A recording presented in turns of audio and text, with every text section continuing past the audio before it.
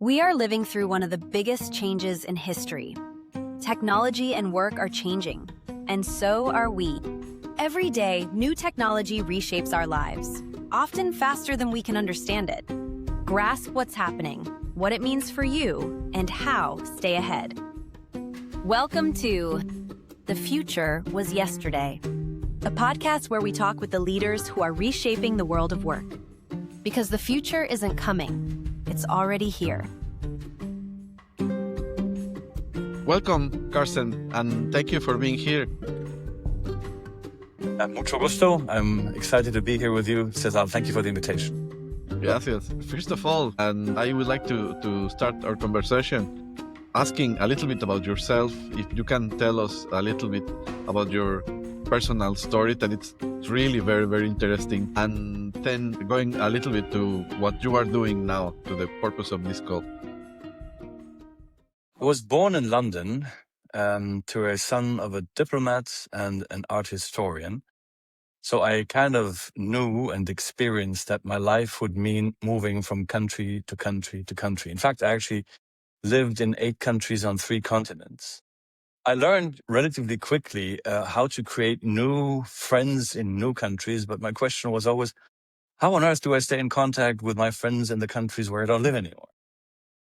I then studied in France, Paris, which is the first time where a network in any kind of concrete shape or form entered my life, the shape of the alumni network of my university, but I didn't really use it much. I then joined Daimler Chrysler, the automotive manufacturing company, in a high potential program, and I was told, Carsten, you need to build yourself a network. I heard the order, but I had no clue what this meant or how to do this. I did observe some people in these 12 years that I was there who had a quicker career, maybe because of their network. I did see some people who had a slower career, maybe because they didn't have a network, but I didn't understand the system.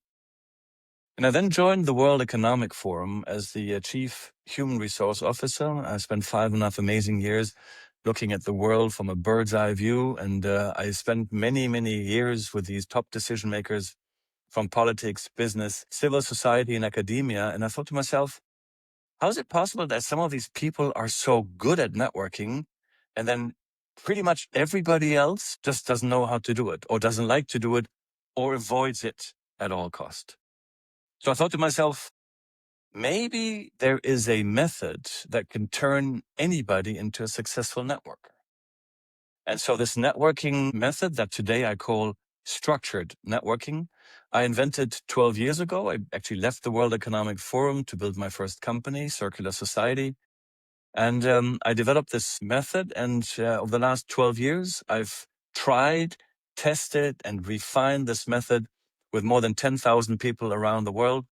And everything that I've learned, I saw, all the questions I got, all the answers I had, I put in the book, which I published in January 2026. It's called No One Wins Alone, for those of you who might be interested in reading it. Absolutely. No one wins alone. As an entrepreneur, I think this is one of the things you are very much aware that no one wins alone. Being a solopreneur, it's or a self-man made, it's really a myth. You need a lot of people helping you, mentoring you, guiding you, giving you support and knowledge and opportunities. And of course, everyone is working hard to be where they are, but you need this net of people around you. So that just the title, it's a lot of wisdom in a nugget. And this other part of being watching and being present and being how the expression, the fly on the wall, how other these important characters doing this like is nothing. And for the regular people, maybe the people that are thinking, I'm doing my job and that's enough, my job speak for myself, it seems so difficult, seems almost impossible. I have met founders, important people, business owners that they are frozen when they have to speak with someone, that they are choking on networking events, or it's physically discomfort talking with someone, and they're thinking, it's especially here in northern Europe, they said, I hate small talk, I don't like these things, directly to the meeting of the subject. How is that one can manage this? How you learn it? Is people more inclined to this kind of skills? Is cultural? What have you found? So it's not cultural. I mean, of course, every culture has their specific system. It's the Quartes in Mexico, it's the Guangxi in China, it's the Vitamin B in Germany, etc. I mean, so every region has their own specific system. But of course, networking is not a skill that neither schools teach, nor universities teach, nor companies teach. And in today's fragmented world where the problems are so complex that no matter how brilliant I might be as an individual, or you might be as an individual, or company X or country Y, we oftentimes realize that we need at least one other person to fix our problem. The question is, who is that other person, and how on earth will I get access to this person? So I agree, many people, when they look at networking, they rather take a distance, or they don't like it, or they even fear it. But if they, let's say, had an opportunity, they would then use one of those three roles in my book. So typically people would choose the role of the connector or the giver. I can explain this in a moment later on. So they like to connect people, or they like to share their knowledge. So that's okay. But God forbid that these people have to address their network in the third role, which I call the seeker. The person that realizes, I have a problem, I need to help, I need the help of other people. The moment, as you said, the moment you need to ask for help, it doesn't matter the background, it doesn't matter the education, it doesn't matter the hierarchical level. It is a pain for everybody, man or woman, because asking for help is seen as a sign of weakness. And we kind of know it's not a sign of weakness, it's the opposite. It's a sign of strength. If I can't do something myself and ask you for help, that's great, Yeah, isn't it? maybe because it's not taught in schools, and maybe it's not taught at home. You learn it as you get older, and you have to learn. It's one of these experiences you learn through pain. You have had to feel that pain to reach someone and start discovering the benefits. So I want to make clear that I did not invent networking. Obviously, I didn't. It's been around for thousands of years. What I did invent is structured networking. So the idea of structured networking is based on intentionality, clarity, and reciprocity. Whereas unstructured networking, so what most people do, most of these more than 10,000 people that I've worked with in the last couple of years. So I think the unstructured networking is best described with the following little fun anecdote. So let's say I have to go to this event.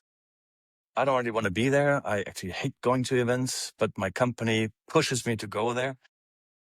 I come into the room and I see only unfamiliar faces. 100 people I've never seen before. I feel bad. I feel terrible. I think, what did I do to deserve this punishment? Oh no, hang on. Over there. Hey, there's Frank.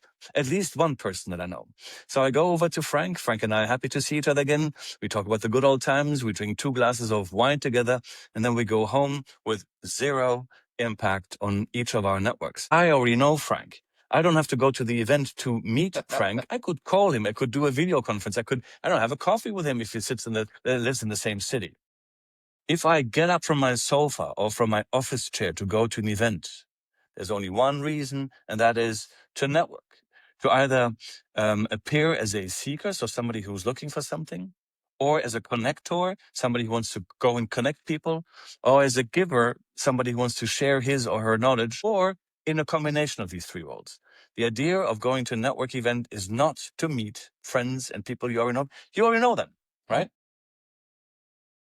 It's very, very interesting way how to put it, because I think most of us watching this had been in that situation, that same scenario. Yes, yes. And even being frozen, like as you said, when you realize that you don't know anyone, and maybe there are even people that you dislike, or because you don't know them well, and then you're thinking this is going to be a nightmare of evening.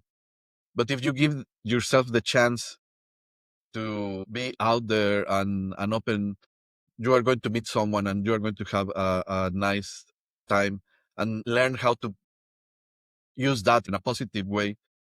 It's a life-changing skill, I think.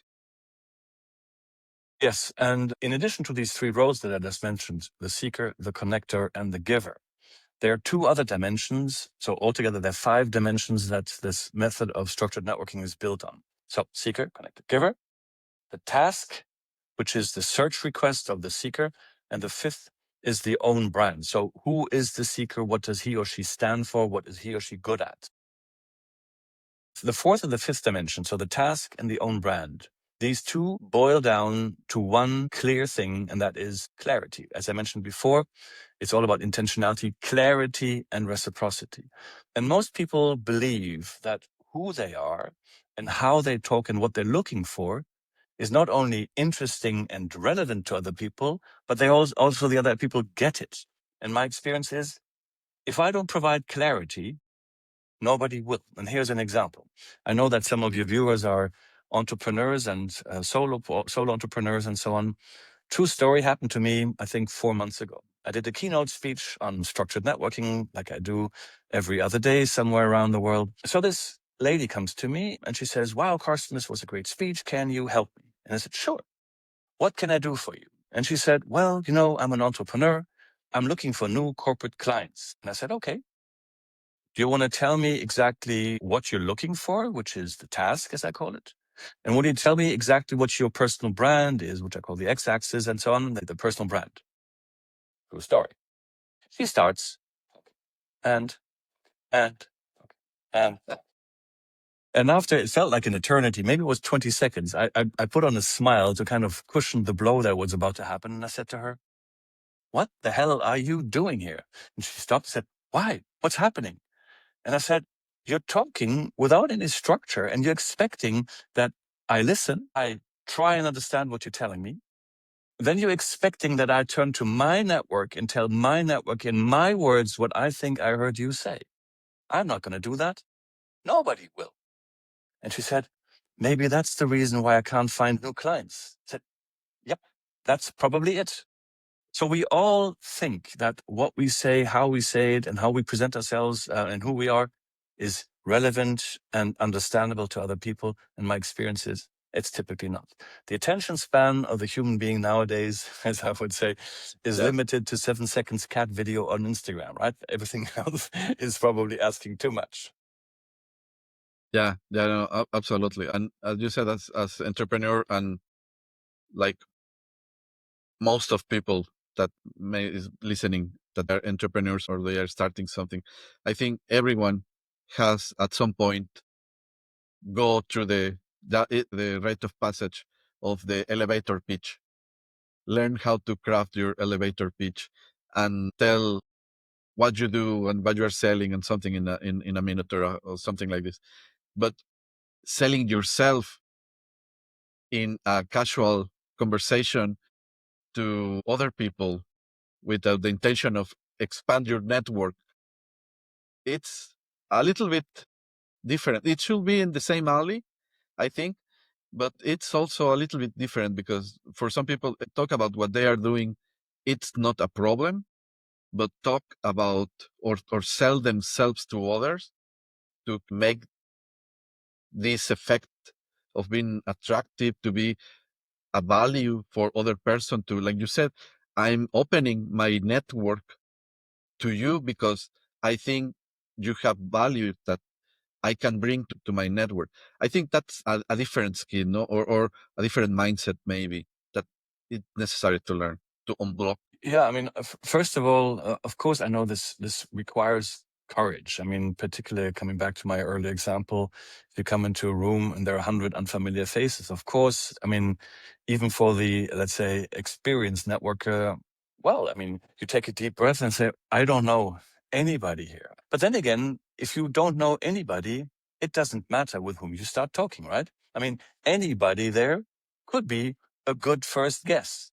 So you just go over there, and the good thing is that if you, let's say, if you're going to an event like what I'm just describing, every event pretty much worldwide is based on the same structure. So you have a keynote speech or panel or something, so some kind of topic, followed by the networking opportunity with some drinks and some snacks. Every event all over the world is built the same way. So because it is the same everywhere, you can use a very easy trick to break the ice with the first person that you meet by saying, hello, my name is Carsten. I'm an author. May I ask, who are you? And now comes the trick. Why are you here?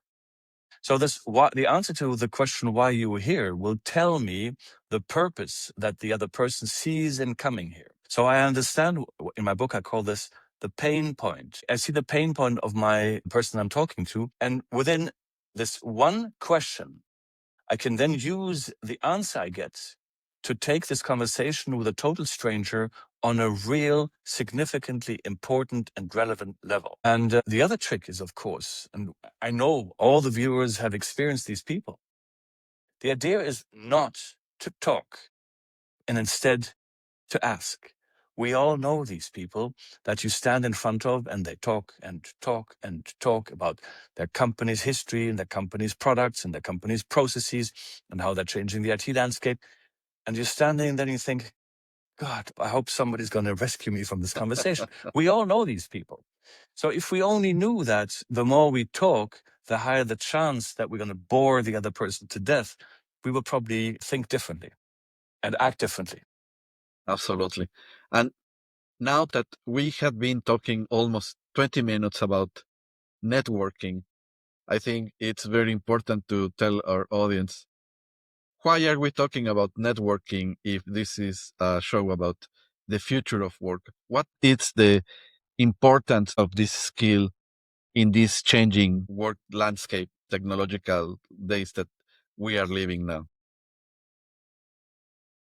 So I can give you my personal reason, and I'm going to amplify my personal reason by a quote that I got from a serial tech entrepreneur just a couple of weeks ago.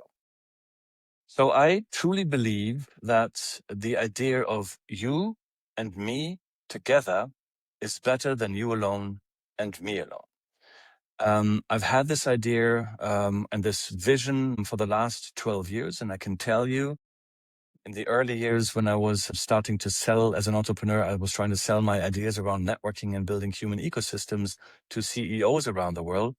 I would sit on their sofa and try to sell these networking ideas. And so often I heard, well, Carsten, you seem like a pretty cool guy, but what you're trying to do there with this ecosystem and networking, that sounds a lot like holding hands and singing Kumbaya. You know, what we need is an increase in top line. We need an increase in market share. We need an increase in EBIT and not this modern stuff. So I thought for the longest time, maybe they are all right and I'm wrong. That'd be bad. Or I'm right and they're wrong. That would also be not good. And in the meantime, it has changed dramatically. Companies, universities, associations, organizations, clubs, they all realize that the together idea is better. It makes them stronger together, but also individually. So that's my personal take. The other example, let's say to turbocharge my own conviction, it happened to me 8 weeks ago. I was invited to do a keynote speech at an enterprise AI company. And the founder, who had built a number of companies already, very successful, very large conglomerates he had built, the founder said, he talked about the future work, and he said, well, in the era of artificial intelligence, there are 3 core human competencies that make the human being stand out from AI. And that is intuition, emotional intelligence, and networking. So I thought to myself, that's a brilliant segue into my keynote right after, because it's not only my view, or let's say the view that I had when I worked at the World Economic Forum, but actually also the tech entrepreneurs who are driving the future that is dominated by AI. They see that as AI is expanding and the space for the human might be changing or contracting or whatever, There are areas where the algorithm can't compete yet. Let's see. And that is intuition, emotional intelligence, and networking. So there you go. Thanks so much.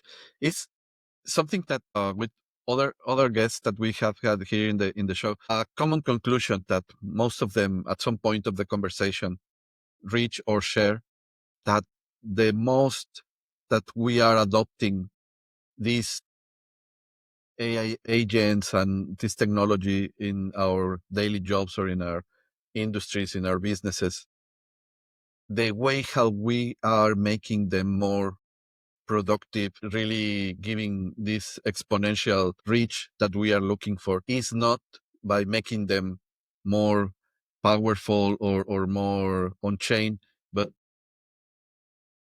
understanding what this company or this business or this entrepreneur, what is that is making this person human, what is the human skills that they have, and let this device or this technology amplify that, or let them reach a different place with that. And now what you are telling, I think it goes more or less in the same way, because this is not only what my business have like as a special, or my CEO or my employees have special, but what I have special as a human being. This is something that I have because I'm alive. I have common sense. I have life experiences. I have original thoughts because I'm alive. And if I learn how to share, how to reach to others in a systematical way, like you were saying it, and make it attractive and organize it for the other person, see the value. I think this is a skill, like you said, you it's going to be any machine coming to take that from you. I just had lunch today with an executive from a huge international chain of private schools. And he told me that the kids in these schools have difficulties in focusing and on collaborating because they spend so much time behind their little screens and they find it difficult to connect. And he says, as a school or as an international school system, they are facing the problem: how can we prepare the individual, the next generation, the kids, the students of today, for a world that, yes, is more technically driven, but where the true value still is made up between two human beings? If they are focused on exchanging with a computer, with a screen, more than learning how to exchange with another human being. And I think it's maybe not a problem, but I mean, if it's true that what I just said, that let's say intuition, emotional intelligence, and networking are future skills, we need to focus on that. And I'm sure there are so many possibilities, billions, let's say unimaginably amount of opportunities that we can create, value we can create for us individually, society, and economies at large, if we learn how to use intuition, emotional intelligence, and networking for our own benefit, but also for the benefit of the larger ecosystems.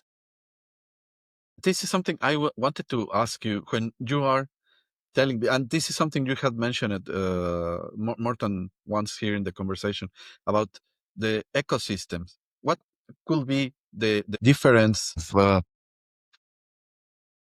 the ecosystem of someone and the network of this same person? What could be the difference in these two? So in my book, No One Wins Alone, in chapter 9, I talk about commercial ecosystems. So it's a term that I created. I mean, of course, the word ecosystem I didn't invent, but the way I use it is mine. So what I mean by economic ecosystems is a collaborative group of organizations that come together to fix a commercial problem that one organization alone cannot fix. The method structured networking in my book is the tool or the method to get there, to build these ecosystems. But the ecosystem is actually this collaborative group of organizations. I talk about this maybe if you want to, maybe the listeners are interested in this example.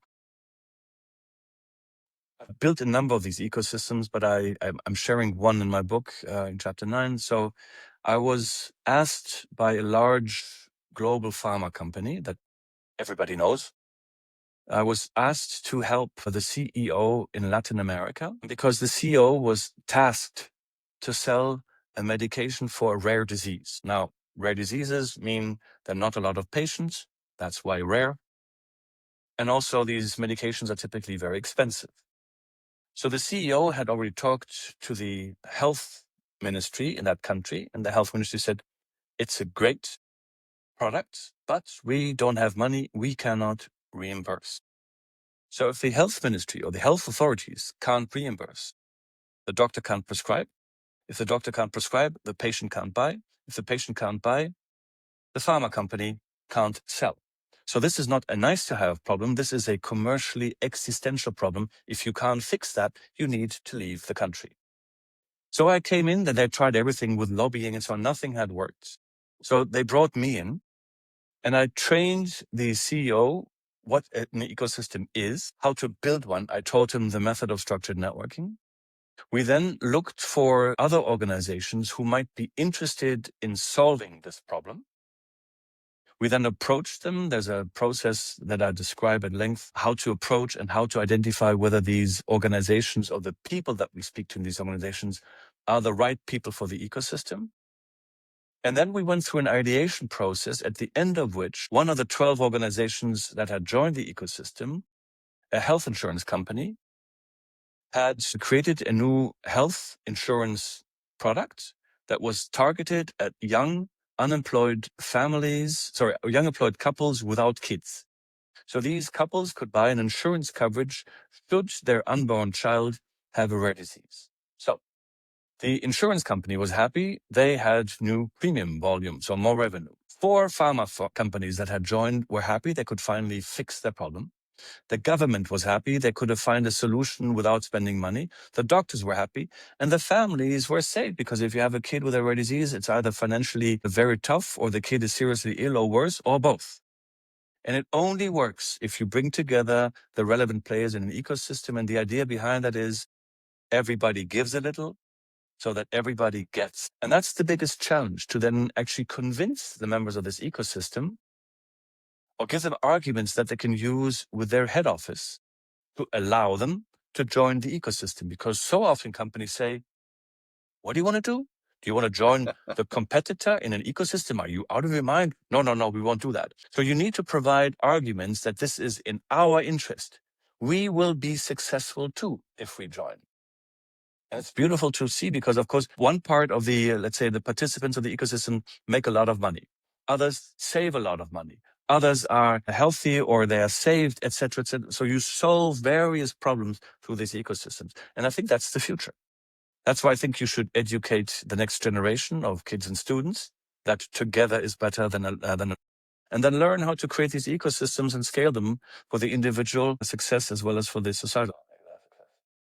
You know, my follow-up question I wanted to ask you which transformation you would like to see becoming a reality in the future.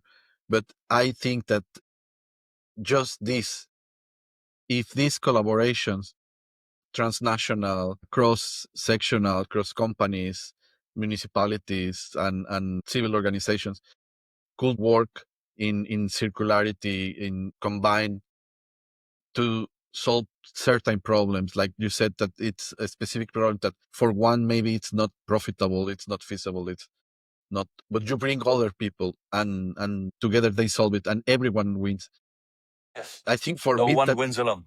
That will be the transformation I would like to see in the coming years.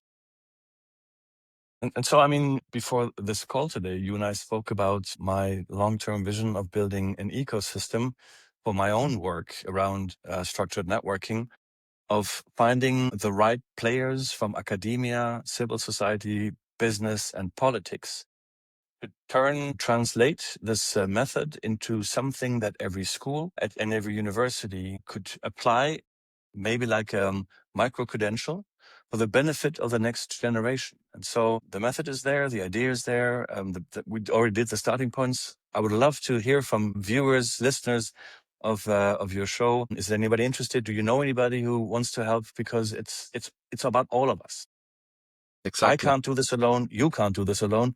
But together with 10, 20, 100, whatever other people and organizations, why should we not be successful? And why should we not be successful and at the same time make a lot of other people successful? Yeah, absolutely. How you say, nobody wins it up. It's true. It's true. It's true. Absolutely. It's true. And I think it's also, you have a double work there, because it's not only teaching a new generation about all these things, but teaching the generation that it's now in power how to work and collaborate and share the toys to solve the problems. Yeah, but I have so many invitations to speak or train or teach corporate executives, entrepreneurs, politicians, members from various sectors of society, because it feels that this topic of networking, probably because it's a future skill and probably because everybody's realizing AI is here or is coming, and we need to find a space where we as humans can actually continue creating value. Suddenly, organizations across all sectors are inviting me to teach them, to train them, to speak to them. Not only is the interest there, but there's a need there, because they realize they can't fix a problem that they have alone, but they don't know how to do it.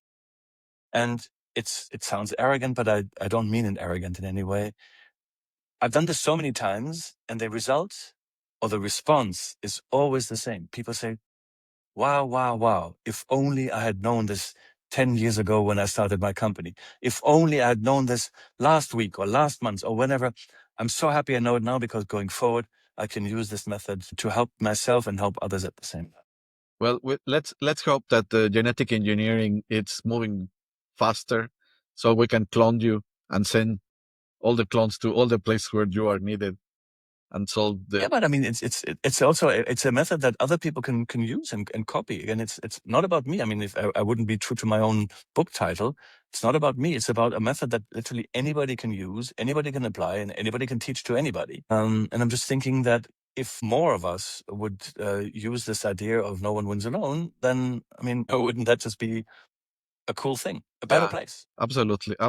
And we are almost out of time, but I wanted to share this because I think it's relevant. A few weeks ago, I had the chance to talk with the author Radhika Dutt, and she's written a book about new KPIs for the new economy.